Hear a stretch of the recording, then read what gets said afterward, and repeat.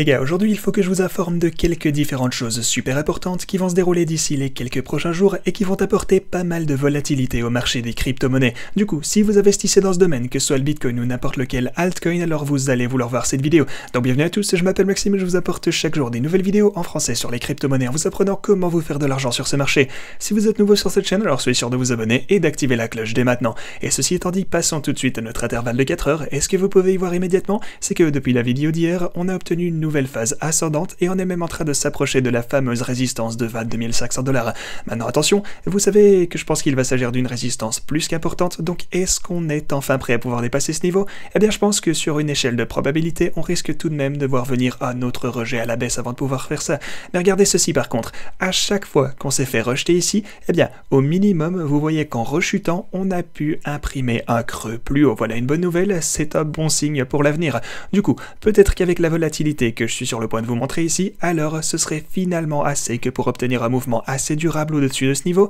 et ça nous permettrait de se donner le temps de se consolider et former ceci en support. Et bien sûr, il est bien plus probable qu'on ne puisse voir ça cette fois-ci, étant donné qu'on s'y est déjà heurté à de multiples reprises, mais je pense tout de même que sur une échelle de probabilité, on devrait voir une toute dernière chute ici sur le prochain essai, et plus particulièrement sur une nouvelle tentative de percée si on devait s'approcher assez près de ce niveau. Et en plus de ça, vous savez qu'on a la moyenne mobile de 200 semaines, vous savez qu'il s'agit d'une grosse résistance qui renforce cette zone en général, je vous parlais encore de ça dans la vidéo d'hier d'ailleurs. Attendez, je vous la remets ici en vitesse, voilà, on peut voir que c'est aussi là qu'on a pu rencontrer de la résistance ici. Une autre chose que j'aimerais vous montrer par contre, c'est l'intervalle journalier, parce que oui, malgré le fait qu'on soit en train d'imprimer des creux de plus en plus haut ici, et même des hauts de plus en plus haut, maintenant que j'y pense d'ailleurs, si on regarde ces tendances, on peut voir qu'on se trouvait dans un pattern assez ascendant comme ceci, mais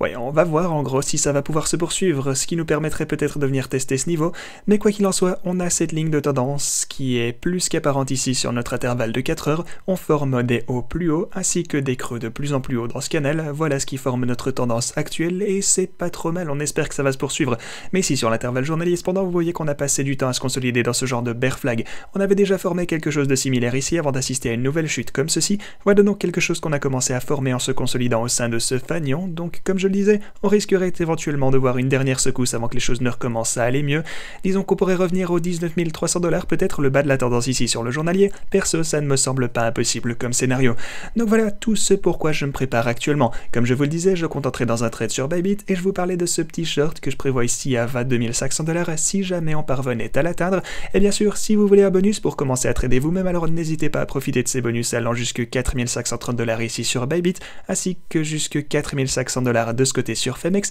Encore une fois, n'hésitez pas à profiter des liens en description si vous voulez commencer à trader par vous-même. Ok, maintenant un petit mot sur les marchés traditionnels qui ont assez bonne mine actuellement. Honnêtement, les marchés à terme vont ouvrir un peu plus tard aujourd'hui, il n'est question que de quelques heures maintenant et bah ouais, vendredi on a arrêté le trading de manière assez encourageante, donc on va voir si on peut continuer cette ascension un petit peu plus tard ce soir. Si jamais, sur les marchés traditionnels, on se trouve au sein de ce gros biseau également, donc ah ouais, d'ailleurs là je vous parle des marchés normaux qui eux vont donc ouvrir demain, donc on verra bien si l'élan de demain sera suffisant que pour nous permettre de finalement franchir cette résistance à la hausse. En tout cas, voilà tout ce qu'on peut espérer pour l'avenir, mais si on se faisait jamais rejeter, alors on pourra s'attendre à voir de la baisse sur tous les marchés alors qu'on continuera de suivre la tendance de ce biseau sur les marchés traditionnels. En plus de ça, on a quelques catalyseurs ici dont je dois vous parler qui méritent notre attention. Vous voyez ici que des bilans vont être publiés concernant les marchés traditionnels plus tard cette semaine, enfin la semaine à venir.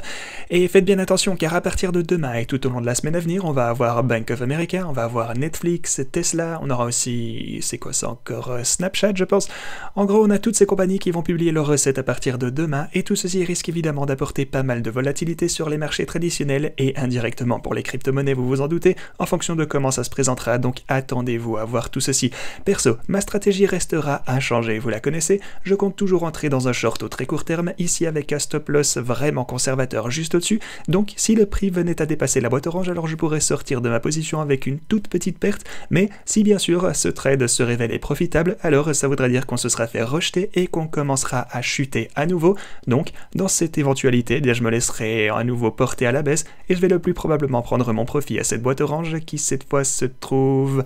à 19 700 $ approximativement, vous voyez celle qui se trouve juste ici en bas. Voilà un petit peu ma stratégie actuelle, voilà tout ce que je garde à l'œil et je ne manquerai pas de vous faire tout savoir dans les prochaines vidéos. Sinon, merci beaucoup d'avoir regardé cette vidéo les gars et moi je vous dis à la prochaine.